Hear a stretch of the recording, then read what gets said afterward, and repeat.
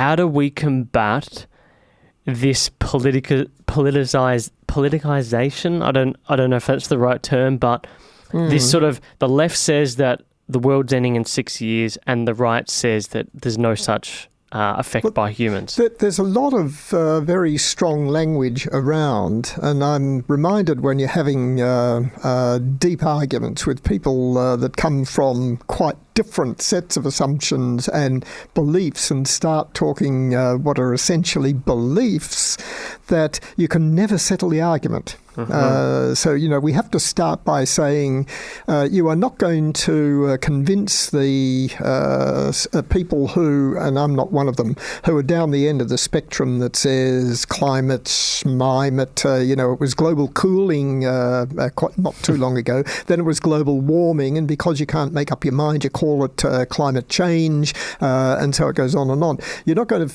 convince people who just say, look, the Earth's a big system and it'll sort itself out. It has in the past, as compared with those that say, and there are learned scientists, by the way, they're not climatologists, they're people who study the geology and what's happened through in the past, and they're bursting into print saying that not doing a lot more now is a form of terrorism, no different to slitting somebody's throat. Jeez.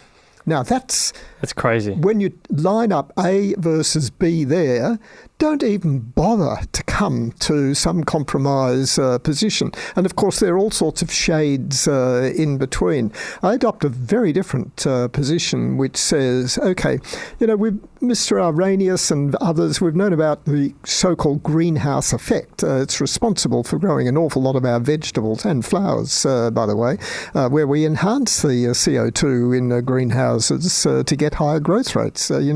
We sort of know this stuff. And, of course, as temperature goes up, all the rate processes, the chemistry goes up, so do the water losses, of course. Yeah.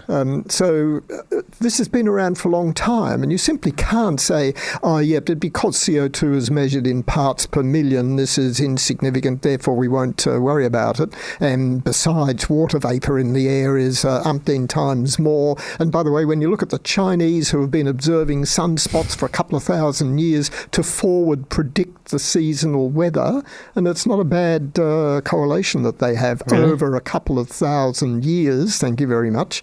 So when you look at all of that lot, I come out on a much different position, and I make 2 points about it. Firstly, science is not about truth. Never. Science is about utility. You make a hypothesis. Now, we could make a hypothesis that says, if you walk outside here onto the balcony and jump off, when you hit the ground, you will actually not be quite the same person as when you jumped off. Okay, now we can test that. Now, I don't know whether you go first or I go first, or neither of us, or we chuck a model off or something and observe it. But that's a hypothesis, and we can test it. And if it's a useful hypothesis, we use it. So Newton with the apple on the head and all this sort of thing, Newtonian mechanics, we use it to say if a car accelerates at a certain rate and it weighs a certain amount and you put it into a brick wall, we can sort of tell you the momentum transfer and what's likely to happen. Yeah. And then Einstein says, yes, but if you're traveling near the speed of light, things warp a little bit. And now we have yet another generation that says, actually, time just might go backwards in certain circumstances if you're in the vicinity of a black hole and so on. So science is about hypotheses that are useful.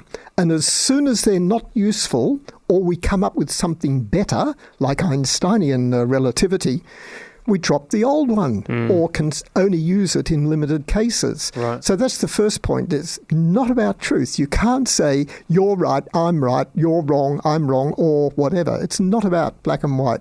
It's about hypotheses, whether they're useful, and what we get out of them as predictions. The only point of having a hypothesis is that you can predict. And I predict if you go out that window and jump down to the ground, you are going to be injured.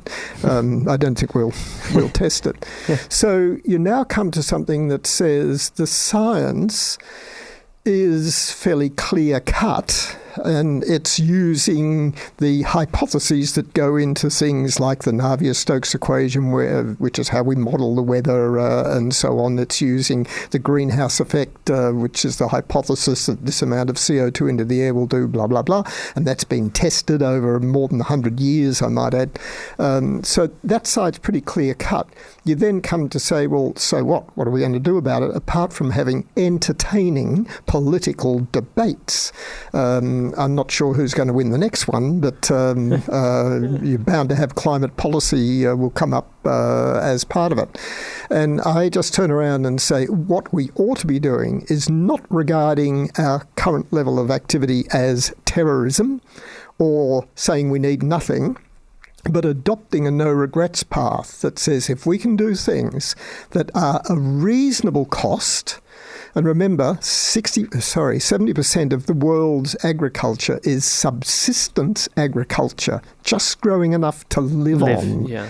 So for us to turn around and say we're going to spend all of our money on renewables actually is not necessarily doing the world as a whole much good. You really do have to think through how, in economic terms, you spread the wealth around and develop people and the like. So I come down to pragmatic things that say, okay, if soil carbon can be worth a fair bit of negative emissions and we actually get other benefits out of it, and the costs are more doing quite a bit more research on what are cheaper methods of measuring soil carbon, for example, what off-farm organic inputs can we use. By the way, lignite, brown coal, is one such that you can build into compost and use in feedlots, etc., to get the ammonia smell down and so on. Let's do things like that. If the cost of batteries via a few breakthroughs comes down a long way, then of course every household should have one. Thank you very much. And so it goes on. Let's do the things that help on emissions and don't put us backwards, and I mean really backwards economically. That's the driver, not is the science right or wrong. Yeah. Science is about utility. It's not about being right or wrong.